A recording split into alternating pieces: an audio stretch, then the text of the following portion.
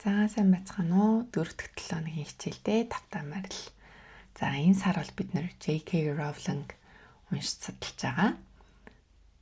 За тэгэхээр J.K. Rowling-ийн та бүхэн хэрвээ мэдээллүүдийг нь уншиж сонирхоод цааш нь дахиад жоохон судалсан бол Harvard дээр commencement speech гэдэг өгсөн байгаа. Тэрэн дээрээ нэг хэлдэг алдартай үг нь болохоор rock bottom became the solid foundation on which I rebuilt my life гэдэг. Хамгийн одоо юм доод зэгтээ хүрснээр би амьдралаа ингээд дахин босгож чадсан юм аа. Тэгэд им алдах хэрэгтэй гэсэн талаар ерөнхийдөө тэр илтгэлтээрээ ярьдаг. Тэгээд өнөөдрийн сэдвийг ерөнхийдөө J.K. Rowling-ийн энэ санаанаас үүдээд энэ агуулгаа бэлдсэн байгаа. Тэгээд номыг нь уншсан ч гэсэн тэгээд миний бэлтгэж өгсөн та бүхэнтэй хэлбэршүүлсэн хэсгийг уншсан ч гэсэн маш их тийм зовлон зүдгүүрийг туулж амжилтанд хүрсэн эмэгтэй гэдгийг бүгдээрээ уншиж ойлгосон байх. За агуулгын хувьд болохоор тууштай байдлын үнцэн тэгээд татгалцлаас суралцах нь одоо ингээд нөх хөвлийн газруудаас маш их нөө гэдэг хариу авсан байгаа тий. Одоо нөө алдах тийм юм хэсгүүдэд яаж энэс суралцсан юм бэ? Тэгээд хамгийн доод зэгтээ ирэхэндээ энэ ирснээр буцаж амьдралаа яаж бүтээж болж байгаа юм бэ? Rebuild my life гэж байгаа тий. Тэгээд ер нь сахилга бат урам зориг гэдэг талаараас жоохон ярилцъя. Тэгээд ер нь түүний амьдралаас бид юу суралцж болох юм бэ? Дүгнэлт гэсэн хэсгээр хичээлээ бэлтгэсэн байгаа. За тууштай байдлын үнцэн яг тууштай байх ёстой гэж бид нар маш их ярьдаг. Гэхдээ түүний амьдралын одоо 5 жил те энэ номоо бичихэд зарцуулагдсан. Зөвхөн одоо ингээд өөрийнхөө хувьд драфта бичиж одоо номнуудынхаа плотуудыг гаргаж ирсэн те. Тэгснийхаа дараагаар эхний номоо бичиж дуусчаад нөгөө нэг юунуудад өгдөг. Хэвлэлийн газруудад өгдөг. Тэгтэл те ингээд үгүй гэсэн хариултуудыг аавна гэхээр бидний бодож байгаа тууштай байдал бол нэг хитгэн сарын ч юм уу хитгэн жилийнх байж магадгүй юм. Гэтэл тэр хүн те 5-7 жилийнхаа амьдралыг номоо бичгээд зарцуулчаад тэгээд ийм хариу аавна гэдэг бол маш хэцүү хүнд байсан баг. Тэгээд түүний амьдралын одоо нөгөө түүхэн өөрөө те ганц бие ээж байсан гэл та бүхэн уншсан баг. За тэгээд 90-95 онд бол яг ингээд бүх номныхоо юм төлөвлөлтийг хийсэн гэдэг юм билээ. Тэгээд сүүлийн 2 жилдээ энэ эхний номоо ингэж айгу сайжруулж бичсэн те. Яг Harry Potter-ын за надад одоо энэ дээр надад энэ эхний ном нь байдаг байхгүй юу? The Sorcerer's Stone гэд. Тэгээд энэ эхнийх нь хэлв.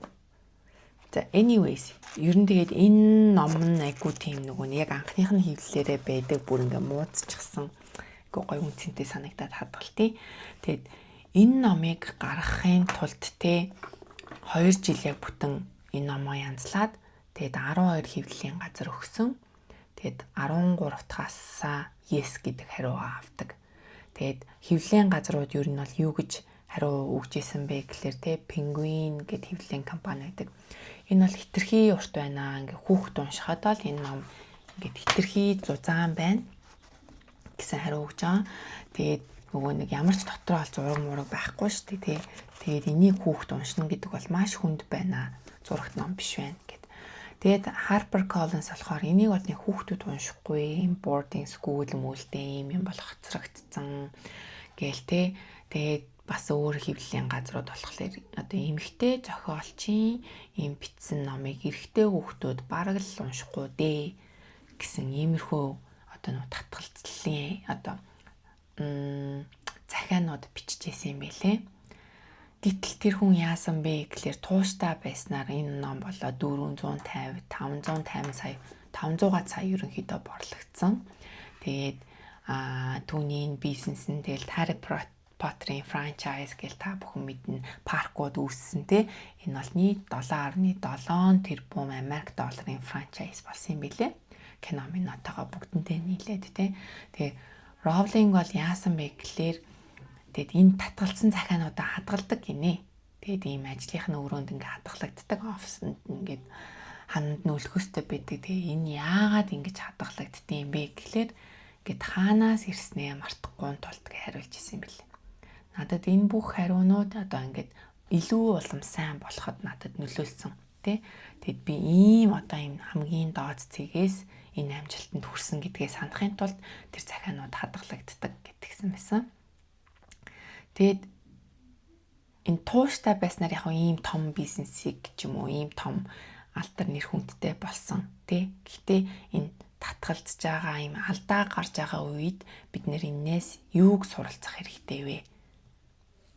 Тэгээд ер нь бол ийм татгалзаж байгаа зүйлүүд бидэнд мэдээлэл өгд юм байна. Алдаанууд бид нар мэдээлэл өгд юм байна гэж бодлоо. Тэгээд every rejection taught me something гэж байгаа байхгүй. Энэ нөгөө нэг тэр илтгэл дээрээ л яг хэлсэн байгаа юм. Тэгээд альва нэг одоо юм татгалцлууд надад нэг зүйлийг ойлгуулж исэн, зааж исэн гэд. Тэгээд тэр илтгэл дээр маш тодорхойдаг л та.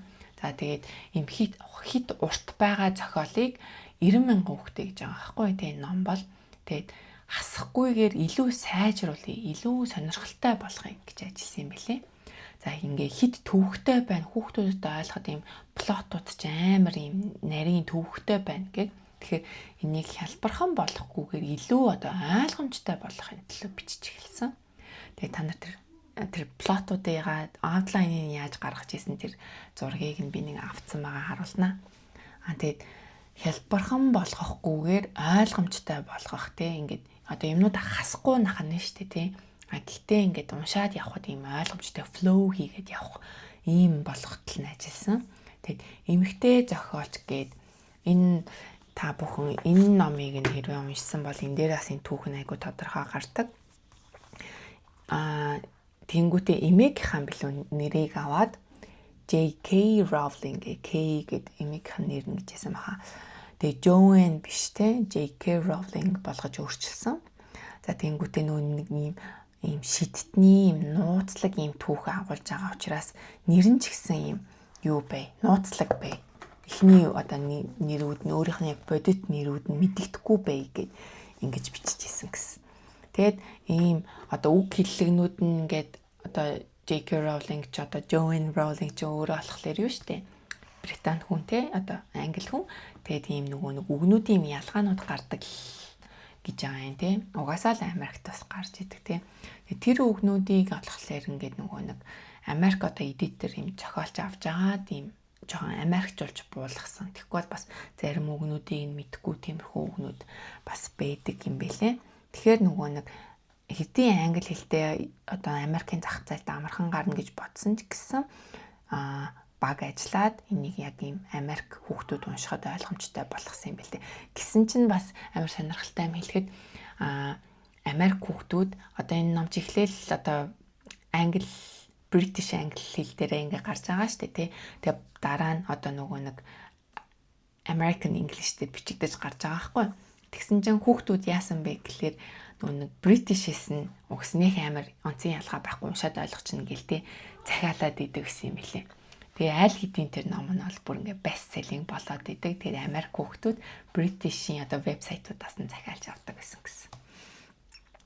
За тэгээд одоо ингээд бид нэр татгалзалтаас ингээд юм сураад цаашаа яваад байгааз үгүй гэж хэлж байгаа энэ алдсан байна гэдэг зүйлсийг илүү сайжруулах боломжууд энэ бол надад өгж байгаа мэдээлэл тий. Тэрнээсээ одоо би муу байгаа юм байна, би ингэхгүй байгаа юм байна юм сэтгэлгээний ялгаа амиг өгөх гарч байгаа. Тэгээд энийг мэдээлэл гэж авч үзээд ингээд 6 малхаа дээрээ ч гэсэн бид нар ингэж ярьдаг аахгүй мэдээлэл авахаар тий. Мэдээлэл аваад энийгээ улам илүү сайжруулж байгаа. За тэгээд хамгийн доод зэгтээ ирэх нь буюу энэ хүний амьдрал бол тий ингээ нөөүүдээр дүүрчж байгаа шүү дээ тий. Тэгээ rock bottom гэх төрөний нэг анх их хичээл эхэлж хат хэлсэн үг байгаа. Тэгээ хамгийн доод зэм нь амьдралаа дахин босгох бат бүх суур болсон юм тий. Дахин босгох бат бүх суур. За энэний талаар үзье. Тэгээд нэг хамгийн доод зэгтээ ирнэ гэдэг нь яг юу юм бэ гэдгээ өөрөө энэ одоо энэ номнууд дээр нь тэгээ өөрөө тэр спич дээр нь ингээ бичигдсэн байдаг аахгүй юу? Одоо яригдсан байгаа аахгүй юу? Угаасаа өөр алдах зүйлгүй би болно. Угаасаа энээс өөр алдах зэг одоо надад байхгүй тий. Ингээ хонгилт ирсэн гэ дээшээ харж байгаа тий. Тэгэхээр надад угаасаа айх зүйл байхгүй юм байна гэсэн юм сэтгэлгээтэй болж байгаа тий. Би угаасаа л одоо энээс дээш л явна. Тэгээд ийм дүр эсгэлт бол байхгүй болно тий. Ингээд ингэчих үе намайг ингэж харах үе гэдэг тийм юм угаасаа л хамгийн доод зэг дээр ирсэн ойлгомжтой тий. Тэгэхээр энэчнээс ингээд жинхэнэ бие ингэж гарч эхэлж байгаа. Тэгэд доошоо буух өөр цэг байхгүй. Тэгээ энээс доошоо гэдэг цэг байхгүй. Би үнэнтэй нүүгүр тулсан. Тэгээ зөвхөн одоо дэшээл гэдэг надад цэг харагдаж байгаа ингээд. Тэгэд энэ бүр ингээд та бүхэн яг энэ номнууд дээр ингээд уншаад үзвэл гэрт нь хаалгаалт байхгүй. Тэгэл гэр нь тийм харах марах хулган гүйдэг те, охинтойгоо болцсон сингл мам буюу өрх толгойлсон ээж болцсон бахта энэ өөрийнхөө төсөөлөлтөө л imagination гэж өөрийн speech дээрээс хэлж байгаа. Өөрийнхөө төсөөлөлтөө бүрэн автаж байгаа тий. Тэгээд тэр өөрийнх нь одоо давуу тал онцлог гэж бодож байгаа энэ зүйл нь өөрөө нөгөө өөрт нь идэх хоолны мөнгийг өгч чадахгүй байгаа энэ нөхцөл байдал байхгүй. Би эндээ авьяастай гэж бодож байгаа ч гэсэн энэ нь өөрийг нь тижээж чадахгүй байгаа юм хүчит. Тэгээд нөгөө нэг дүүгийнхаа нөхрийн Nicholson's гэдэг энэ кофе шопт нэг буланд те нэгэн өдөрт ингээл кофе захиалаад бүтэн өдөржингөө юм бичдэг, заримдаа цаас нь дуустдаг. Тэгээд ийм napkin буюу ийм салфетинууд ашиглаж юмнуудаа бичдэг байсан ингээд. Тэгээд яагаад тэр нөгөө Nicholson's кофе шопт орж байгаа юм гэхлээр шүү дээ. Гэр нь хүүтэн байсан учраас. Охинтойгоо хамт өдөржингөө гэртээ суух хүүтэн байсан учраас тийшээгээ ингээд очдөг байсан. Тэгээ маш өрөвдөлтөй түүх юм бэлээ. Тэгээд энэ бүхнээс ингээд тартагтаа тултлаа тий амьдралынхаа доод зэгтээ ирсэн өөр надад алдах юм байхгүй, нэр хүнд байхгүй. Би одоо энэс дэшегээ босох хэвээр. Энэ л одоо ингээд миний бодит байгаа амьдрал гээд тэгэд энэ бүхэнд ер нь бол юу нөлөөлсөн юм бэ гэхээр мэдээж хэрэг ингээд майндсет буюу өөрийнх нь юм сэтгэл зүй сэтгэл одоо юм за майндсет гэх юм ойлгочихж байгаа шүү дээ. Тэгэхээр энэ бол одоо нөгөө нэг урам зориг орохоор бичдэг биш, сахилга баттайгаар бичих ёстой л гэсэн ийм дүрэн байсан юм билээ. Тэгэд одоо би өмнө нь маш олон иймэрхүү ингээд түүхүүдийг бас уншиж исэн.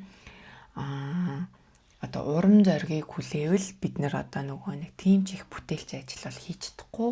Гэхдээ энэ нөгөө нэг энэ genius minds гэдэг байгаа шүү дээ. Энэ хүмүүсийг судлахлаар зүгээр сахилга баттайгаар л өдөр алган ингээд present байдаг байсан буюу тэр зүйлийг хийдэг байсан. Тэр сахилга батнаас тэр агуу бүтээлүүд нь гардаг байсан гэдэм билээ.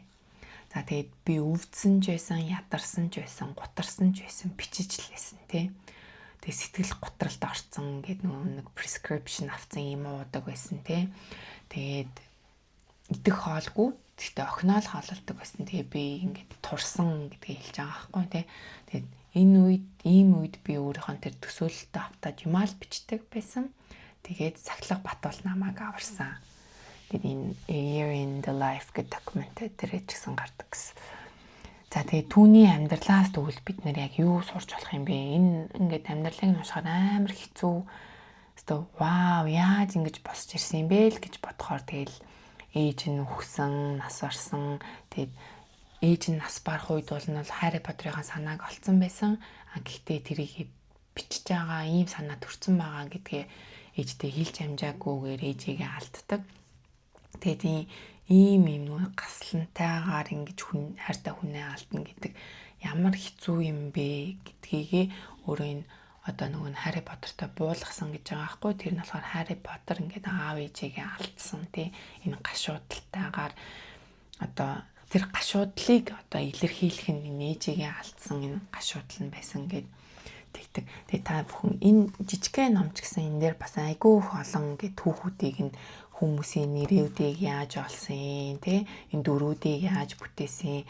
Тэгээ багтаас амар нөгөө нэг ааштай багштай байдаг штэ тий тэр багш нь энэ дүр дээр нь яаж гарч ирдیں гэдэг ч юм уу. Тэгээд айгүй сайн найзтай байдаг.